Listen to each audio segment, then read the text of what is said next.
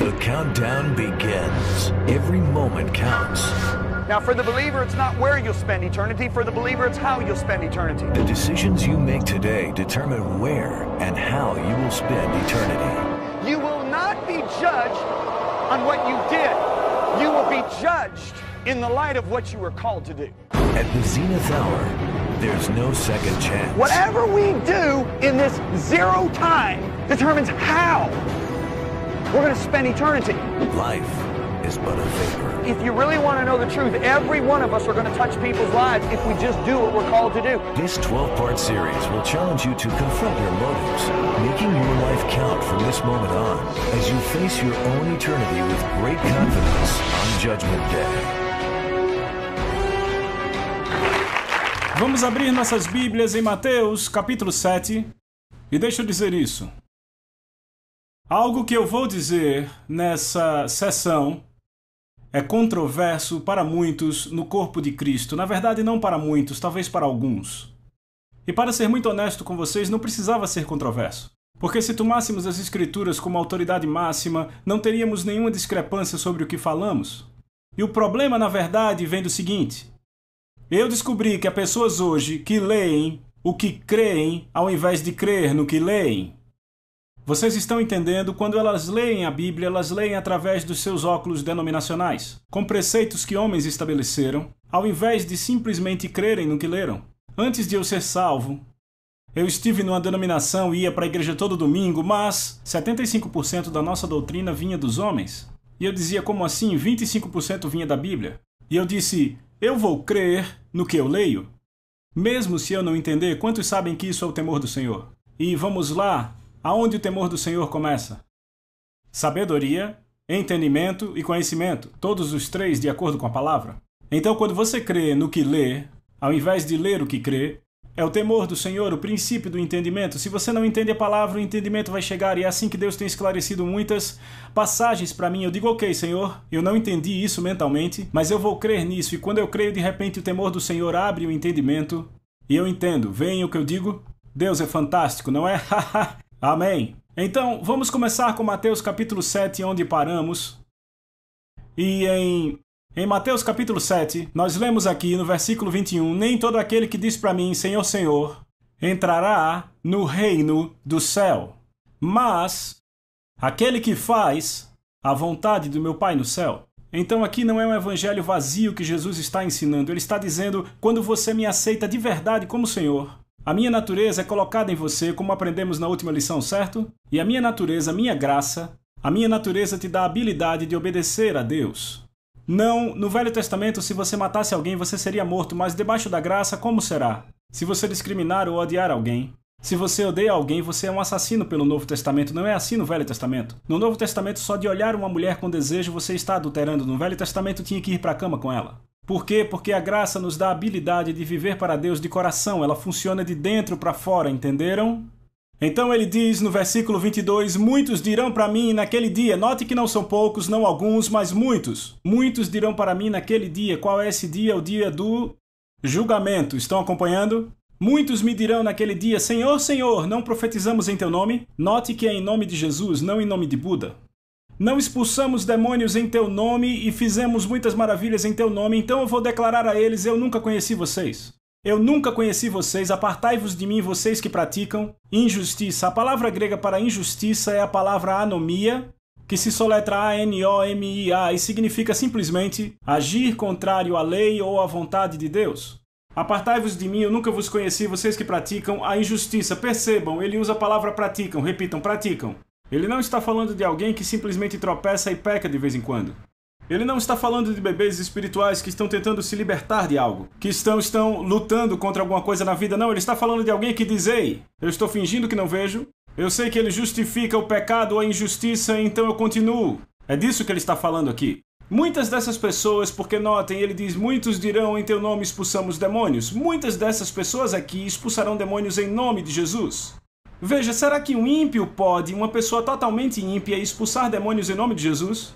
Isso é impossível se você lembrar Atos 19 dos 7 filhos de Seva, que tentaram expulsar o demônio de um homem e eles diziam: te expulsamos em nome do Jesus que Paulo prega. O demônio falou pelo homem: Paulo eu conheço, Jesus eu conheço, mas quem são vocês? E os colocou para correr, nus e feridos. Então você não pode expulsar um demônio em nome de Jesus, a não ser que você esteja associado com Jesus, entenderam? Então, quem são essas pessoas que expulsaram demônios em nome de Jesus? Elas os expulsaram, vocês notaram? Mas ainda assim Jesus disse: nunca os conheci. Quem são elas? Bem, um grupo dessas pessoas podem ser as pessoas que nunca o conheceram intimamente. Eles se associam genuinamente a Jesus, mas pensando em benefícios, mas puramente motivados por ganho pessoal. Paulo fala dessas pessoas em 1 Timóteo 6,5. São pessoas que possuem uma mente corrompida e destituída da verdade, que supõem que a divindade é uma forma de ganho pela qual se projetam. Bem, isso é claramente respondido quando Jesus diz de novo: eu nunca os conheci. E marque aí onde estão. E vão para 1 Coríntios capítulo 8. Vá comigo rapidamente. 1 Coríntios capítulo 8, Jesus disse: eu nunca os conheci. 1 Coríntios capítulo 8 nos dá o entendimento disso. Quando Jesus disse: eu nunca os conheci, não quer dizer simplesmente eu o conheço, porque quantos sabem que Deus sabe tudo de todos? Estão comigo? Ele sabe quantos cabelos tem na sua cabeça. Mas 1 Coríntios capítulo 1 nos dá a resposta. Ele diz: concernente às coisas oferecidas a ídolos, esse é o capítulo 1, sabemos que todos têm conhecimento. O conhecimento ensoberbece, mas o amor edifica. Se alguém julga saber alguma coisa, com efeito não aprendeu ainda, como convém saber. Agora o verso 3 é onde eu quero focar. Mas se alguém ama a Deus, este é conhecido por ele. Notaram a palavra conhecido? O que significa amar a Deus? Manter seus mandamentos. Esse é o amor de Deus, se mantemos seus mandamentos, segundo João verso 6. Então deixa eu ler 1 Coríntios capítulo 8, versículo 2, na Bíblia Amplificada. Ele diz: mas se alguém ama a Deus verdadeiramente, com afeição e reverência, pronta obediência e grato reconhecimento das suas bênçãos, ele é conhecido por Deus, reconhecido como digno da sua intimidade e amor. E ele é posse de Deus. Então, quando Jesus diz: apartai-vos de mim, eu nunca os conheci, o que ele estava dizendo? Eu nunca os conheci intimamente. E um exemplo disso pode ser Judas. Judas fez grandes sacrifícios para seguir Jesus. Quantos sabiam disso? Ele deixou seu emprego, ele continuou com Jesus mesmo quando os discípulos se foram. Ele ficou, não é verdade? Não é verdade? Ele ficou mesmo quando outros discípulos se foram. Ele ficou mesmo com toda a perseguição. Ele ficou durante todos aqueles 3 anos e meio quando vários deixaram Jesus. No entanto, se você olhar os motivos de Judas, eles não eram certos desde o começo. Porque se você olhar Mateus 26,14, não precisa abrir, Judas fez a declaração: o que você está disposto a me dar se eu for? Então ele estava no estilo: o que eu ganho com isso? Em Mateus 26:25, ele mentiu e dissimulou para ganhar vantagem. Se você olhar João 12, de 4 a 6, você vai ver que ele roubou o dinheiro da bolsa do ministério de Jesus. Então eu vou ler de novo 1 Timóteo 6,5.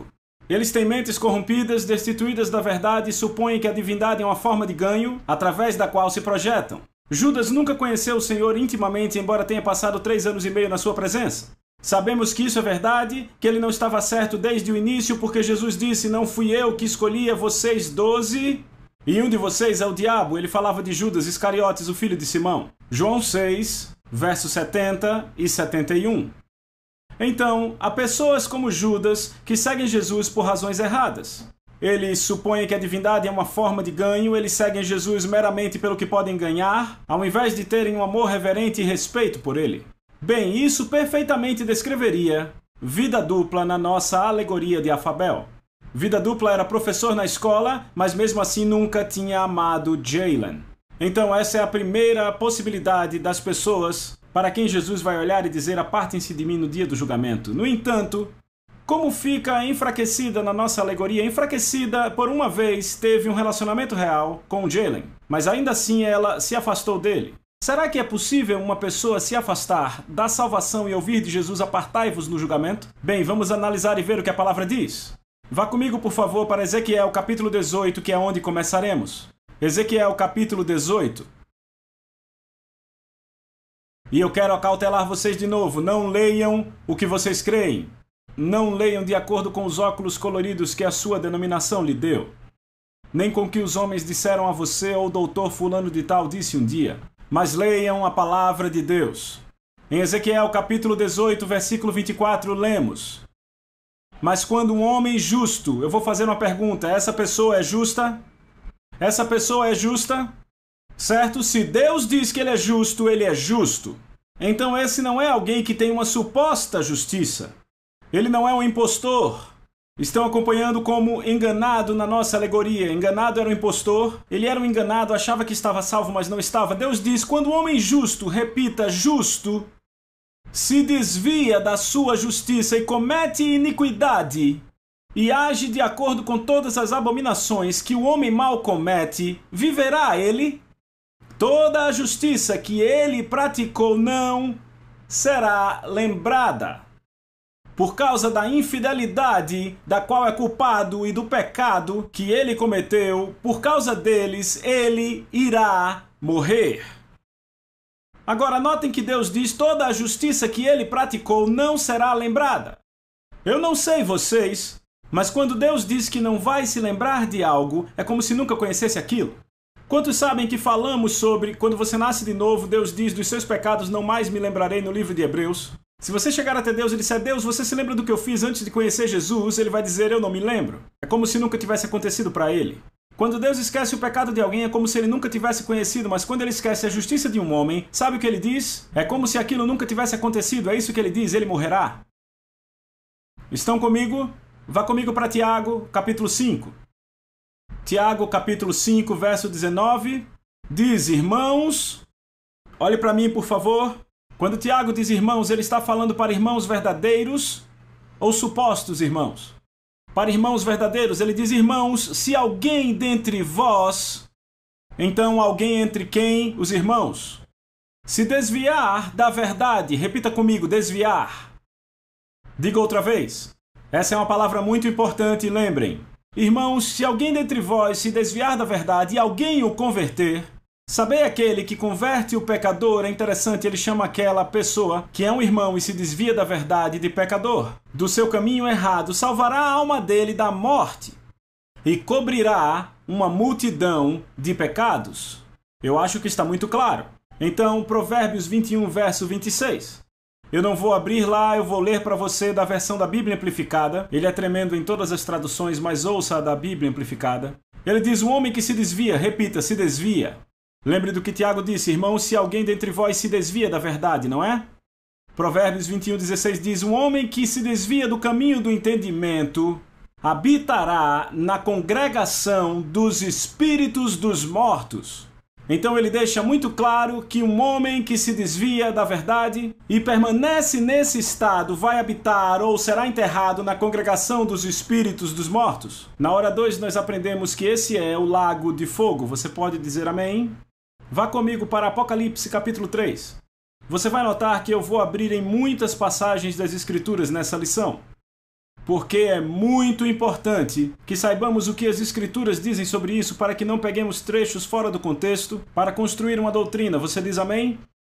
Em Apocalipse capítulo 3, o livro da vida é mencionado 8 vezes no Novo Testamento.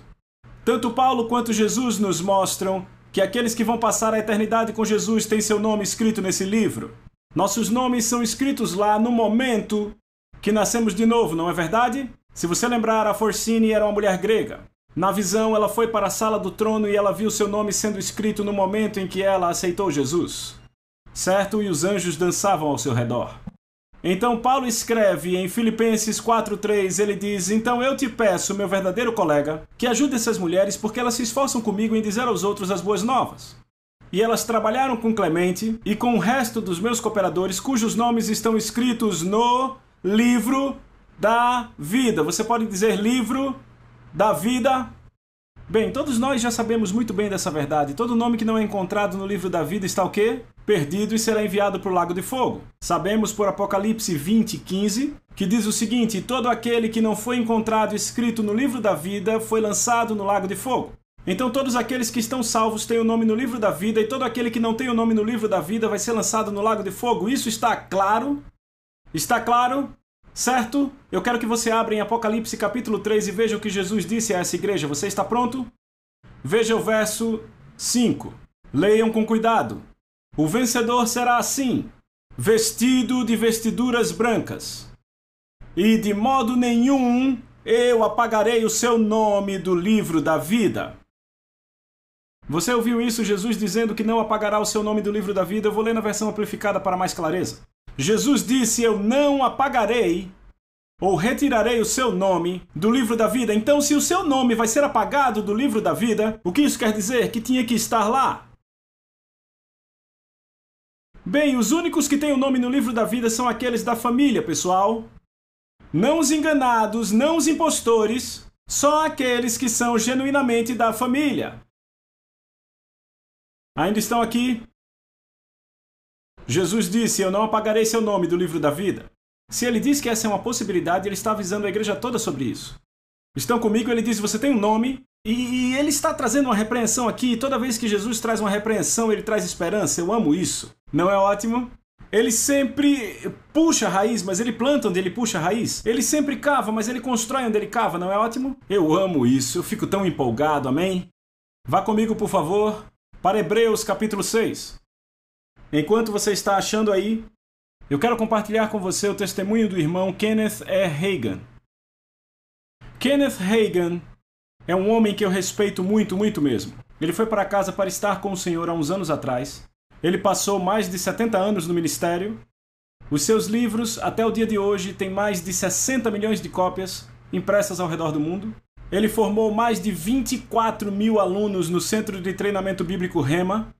Eu lembro que eu estava numa conferência na África do Sul e estávamos falando das pessoas mais influentes do mundo no corpo de Cristo, ou seja, que colocou suas mãos sobre ele. E eu disse, eu creio que o homem que mais afetou a igreja, mais do que qualquer um, no corpo de Cristo nos últimos 50 anos, e eu não estou falando de anjos, estou falando da igreja, eu creio foi o Kenneth Hagin.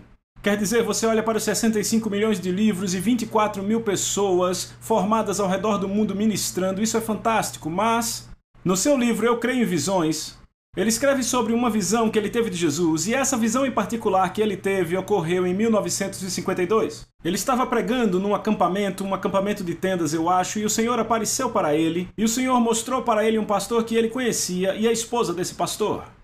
E a esposa desse pastor tinha caído no engano que a sua beleza e o seu talento estavam sendo desperdiçados no ministério e que seriam melhor usados no mundo. Essa esposa acabou se divorciando do marido e foi para o mundo. Mas na visão que aconteceu ali, e o irmão Hagin disse, Jesus, eu preciso orar por ela, e o Senhor disse ao irmão Hagin especificamente, não ore por ela. Isso realmente incomodou o irmão Hagin. Então na visão dele, ele disse o que quer dizer isso, e eu vou ler direto do livro dele. O Senhor disse especificamente ao irmão Hagin, essa daí é minha filha. Então o irmão Hagin disse, Senhor, o que acontecerá a ela? Eu perguntei. Ela passará a eternidade nas regiões dos condenados, onde há choro e ranger de dentes, ele respondeu. E na visão eu a vi caindo no poço do inferno e ouvi seus gritos horríveis. Essa mulher era sua filha, Senhor, era cheia do Espírito e fazia parte do ministério. E ainda assim você diz para não orar por ela, não entendo isso.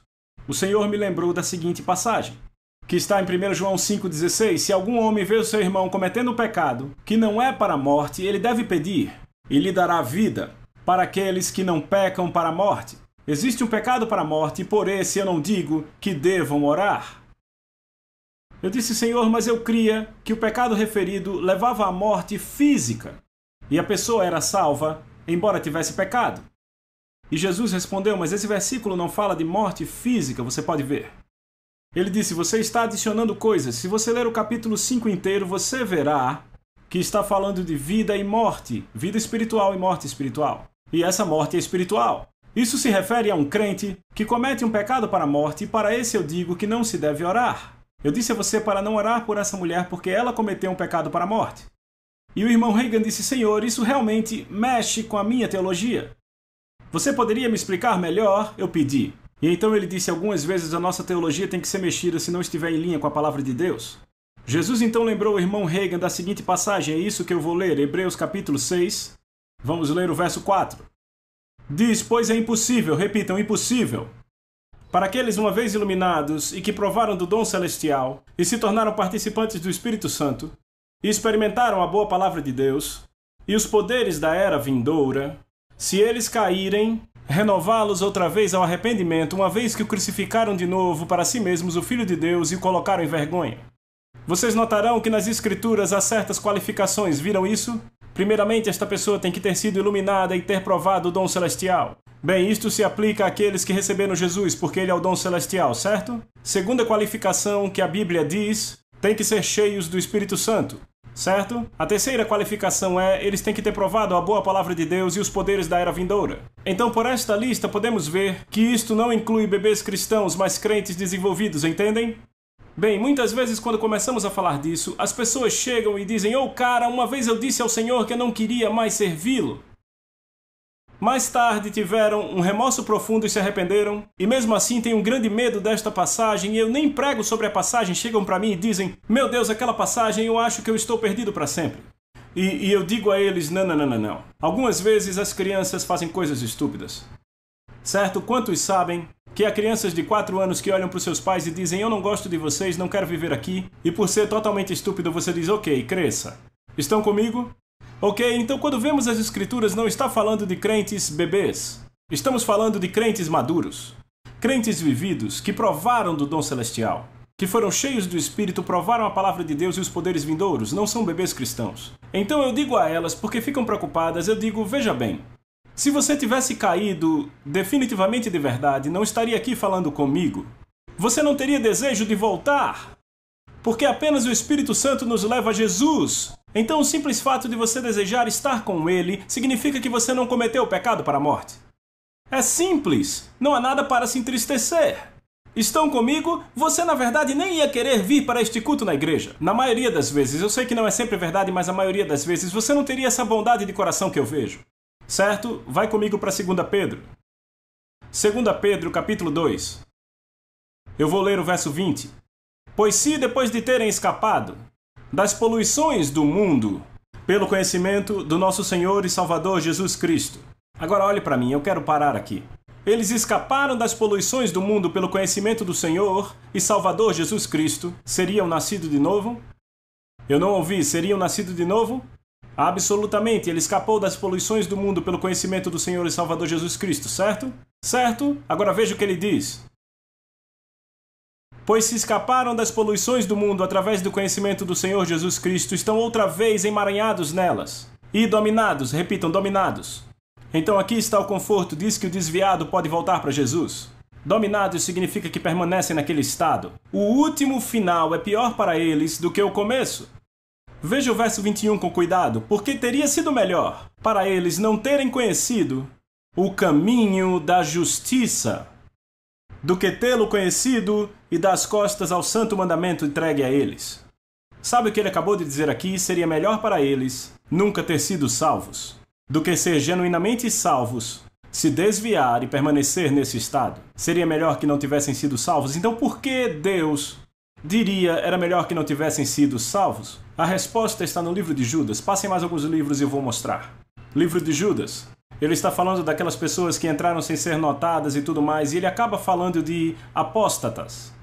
O que significa apóstatas? São pessoas que se desviaram da fé.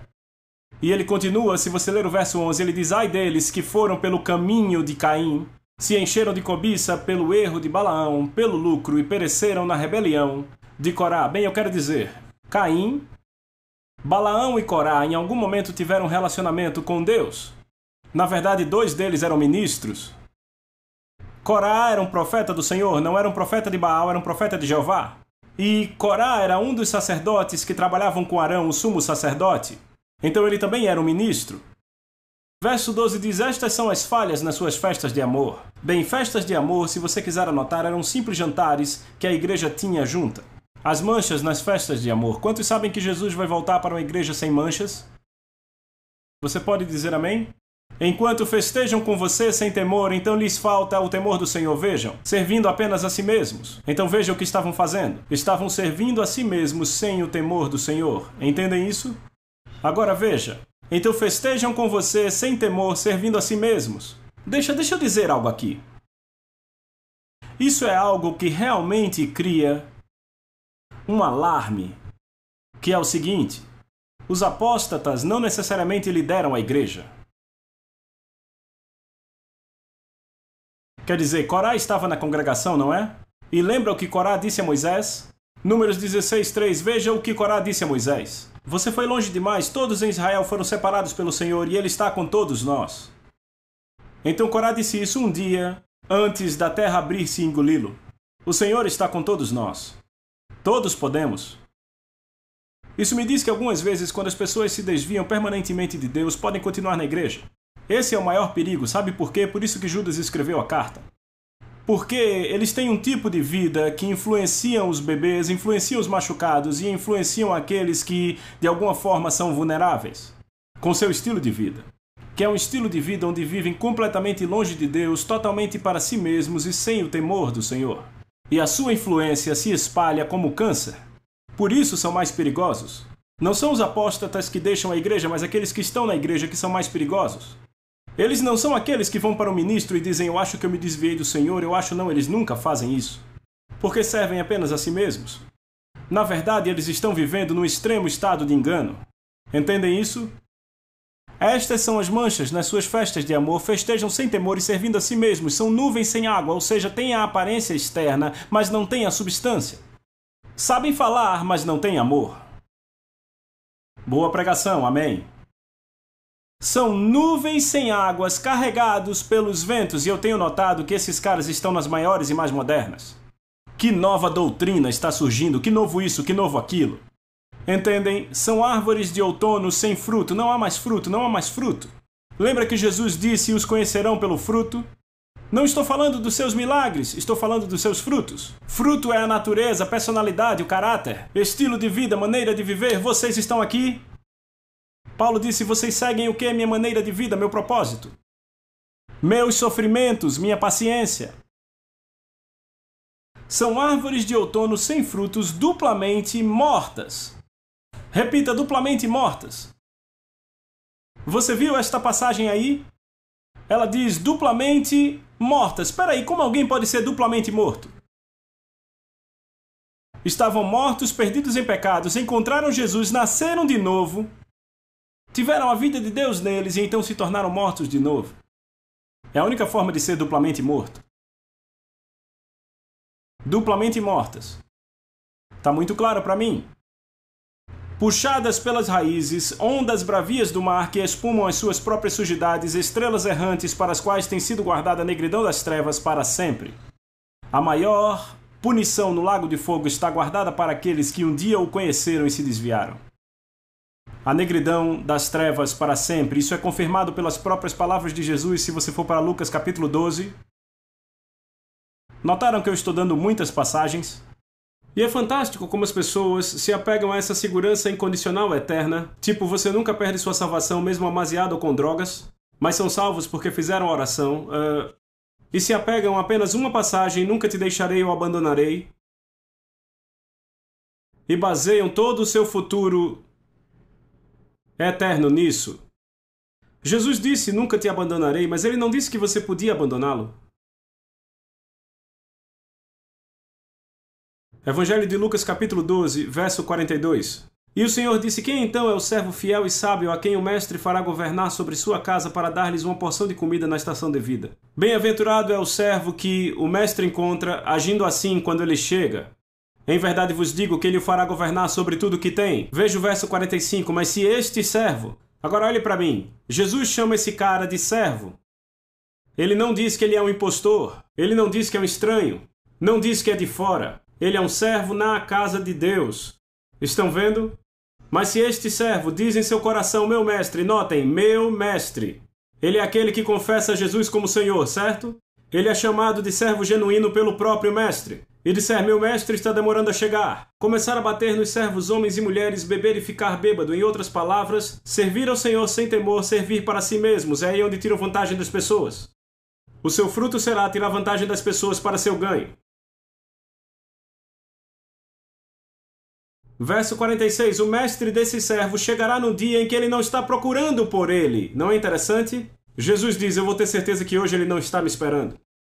E na hora em que ele não sabe, ele vai castigá-lo, e vejam, e lhe dará lugar com os infiéis. Viram isso? Nós sabemos quem são os infiéis. Na nossa alegoria, é o independente. Agora veja isso, verso 47. Aquele servo que conhece a vontade do seu Senhor, ele conhece a vontade do Senhor, ele provou sua palavra. E não se prepara ou faz a vontade do seu mestre, será castigado com muitos açoites. Repitam, muitos açoites. Mas aquele que não a conhece e pratica coisas merecedoras de castigo na alegoria independente receberá poucos açoites. Olhe para mim. A escuridão e as trevas estão reservadas para aquele que conhece a vontade do Mestre e permanentemente se desvia. Vocês estão aqui? Então, deixa eu dizer o seguinte. As Escrituras nos alertam sobre a grande apostasia que ocorrerá entre os crentes nos dias em que vivemos, não é? Porque sabemos a partir de 2 Tessalonicenses capítulo 2, versículo 3, não deixem que ninguém os engane de modo algum, porque aquele dia a vinda do Senhor não acontecerá a não ser que a apostasia venha antes. Repita, apostasia. Venha primeiro. Então, pouco antes da segunda vinda de Cristo, haverá uma grande apostasia, certo? 1 Timóteo capítulo 4, verso 1 diz: Ora, o Espírito afirma expressamente. Diga expressamente. Não, repita, expressamente. O Espírito afirma expressamente que nos últimos tempos, alguns apostarão da fé. Olhe para mim, por favor. Se o Espírito Santo diz que alguns apostarão da fé, ele não está falando de uma fé falsa. Se você apostata da fé, quer dizer que você tem que estar na fé. Se eu, por exemplo, eu preguei no Hillsong semana passada em Sydney, Austrália, e eu parti de Los Angeles, e eu voei para Sydney, certo? Eu não poderia ter partido de Los Angeles se eu não estivesse antes em Los Angeles. Então o Espírito Santo diz, alguns apostarão da fé, então eles têm que estar na fé. Estão comigo? Certo, agora vamos para 2 Timóteo capítulo 4, veja o verso 3. Pois haverá o tempo em que não suportarão a sã doutrina, mas segundo seus próprios desejos, diga próprios desejos. Por terem coceira nos ouvidos, se cercarão de mestres e se recusarão a dar ouvidos à verdade, entregando-se às fábulas. E a palavra fábula significa um discurso, invenção, falsidade, mito. Então não são apenas histórias, entenderam? Pode ser simplesmente uma falsidade. Estão acompanhando? Certo? Agora o que eu quero fazer é olhar os escritos de alguns dos pais da igreja primitiva. Eu estou falando de alguns caras que foram discipulados por João, por Paulo, por Pedro. E dos primeiros 300 anos da igreja, alguns foram discípulos diretos deles, outros passaram uma ou duas gerações. O primeiro que eu quero falar é Clemente de Roma. Na verdade, quando eu dei a vocês um versículo em que Paulo cita o livro da vida, quando Paulo diz Clemente, é desse cara que ele está falando, certo? Clemente diz, pratiquemos então a justiça para que possamos ser salvos até o fim. Clemente de Alexandria escreveu o seguinte, mesmo no caso de alguém que praticou as maiores boas obras na sua vida, mas no final mergulhou de cabeça na maldade, todas essas obras anteriores não têm nenhum proveito para ele, pois no clímax do drama abriu mão de sua porção. Tertuliano disse, alguns pensam que Deus está obrigado a entregar até mesmo aos indignos aquilo que ele prometeu dar, assim transformam liberdade em escravidão, pois não é verdade que muitos no final decaem da graça. Este dom não é retirado de muitos. Orígenes disse o seguinte, um homem pode possuir uma justiça adquirida, da qual é possível que ele venha a se desviar. Ireneu disse, aqueles que não lhe obedecem, sendo deserdados por ele, deixaram de ser seus filhos. Bem, muita gente me diz, quando eu falo disso, eles dizem, John, você é arminiano. Eu rio e digo, não, eu sou cristão. Este é um termo, e o dicionário dá a definição, relacionado à teologia de Jacobus Arminius e dos seus seguidores que rejeitaram as doutrinas calvinistas da predestinação e eleição e que creem que o livre-arbítrio do homem é compatível com a soberania de Deus. Jacobus Arminius nasceu em 1516 d.C. e sabe, gente, é muito tempo depois desses escritos que eu li aqui. Então você também vai chamá-los de arminianos? Vai chamar Clemente, Tertuliano, Orígenes e João e Pedro? Bem, eu fico muito triste quando ouço pessoas dizendo isso porque estão agindo como fariseus que congregavam ao redor de uma escola de pensamentos, ao invés da verdade. Jesus pregou a verdade, João Batista pregou a palavra de Deus, é por isso que falavam com autoridade. Não me importa o que o doutor fulano diz. Ouçam, eu estou aqui com a palavra de Deus, no que você quer crer? Estão comigo? Bem, eu creio pessoalmente que esta é uma doutrina dentro da igreja que mais faz com que as pessoas se desviem. Eu lembro que meu próprio filho teve senso suficiente quando ele estava, eu acho que na 4ª ou 5ª série. O professor ensinava essa segurança eterna incondicional. E então meu filho, na 4ª série, olha para o professor e diz: "Peraí, você está dizendo que um cara que usa droga e dorme com a namorada ainda está salvo?" E o professor disse: "Ele perdeu seu testemunho, mas ainda está salvo." E até o meu pequeno filho na 4ª série olhou para mim e disse: "Pai, isso é ridículo!" Porque ele tinha senso suficiente para ler a Bíblia. Estão comigo? As pessoas ficam bastante preocupadas, você fala disso, elas ficam assustadas. Não precisa ficar assustado. Sabe por quê? Quem nesse mundo em sã consciência quer sair? Por que você ia querer sair desse relacionamento maravilhoso com Jesus? Não passa nem pela cabeça. Quer dizer, quem quer voltar para o mundo? Quer dizer, bem estranho. A Bíblia diz que alguns vão fazer isso. Mas ouçam, se você tem o coração em Deus, nunca. Quando você diz: "Jesus, eu te amo mais do que qualquer coisa ou qualquer pessoa", ouça, você não vai parar. Sabe por quê? Aqui vão boas notícias. Você está pronto para isso, vai te trazer conforto. Vai para Judas. Judas declara, depois de falar dos apóstatas, no versículo 20, "Vós, porém, amados", note que ele chama de amados, "edificando-vos na vossa fé santíssima, orando no Espírito Santo, guardai-vos", repita, guardai-vos. Diga com empolgação, guardai-vos. "No amor de Deus, esperando a misericórdia do nosso Senhor Jesus Cristo para a vida eterna." Sabe o que te segura? Quando você se mantém no amor de Deus, você sabe que a sua volta pode ser a qualquer momento. O que aconteceu com o servo, ele disse: "Meu mestre demora a vir." Quando você vive com a consciência que Jesus pode voltar a qualquer momento, e você se mantém no amor de Deus, amando Ele, você é forte até o fim. Porque ouça o que Judas continua dizendo, são meus 2 versículos favoritos da Bíblia. "Ora, àquele que é poderoso para vos guardar de tropeços." Ele escreve o livro inteiro sobre apóstatas e diz: "Àquele que é poderoso para vos guardar de tropeços." Olhe para mim. Diga: "Meus amados, Jesus é poderoso para me guardar de tropeços." 1 Coríntios capítulo 1 diz: "Ele é poderoso para te manter forte até o fim, para que você seja encontrado inculpável no dia do Senhor Jesus Cristo." Amém? Ouçam, eu creio nisso. "Ora, aquele que é poderoso para vos guardar de tropeços e vos apresentar imaculados diante da sua glória com exultação." A Deus, nosso Salvador, o único que é sábio, seja a glória, majestade, domínio e poder, tanto agora quanto para sempre. Amém. Ele é poderoso para te guardar de tropeços e da apostasia. Pelo quê? Pelo seu poder. Amém? Vocês não têm nada a temer. Simplesmente se mantenham firmes no amor de Deus e esperem a segunda vinda. Amém? Aprenderam algo nessa hora? Vejo vocês na próxima. Coming up in the next hour, John defines the fear of the Lord, explains the consequences of not considering its importance, and shows how to seek the whole counsel of God in his teaching, The Foundation. Next in Hour 5 of Driven by Eternity.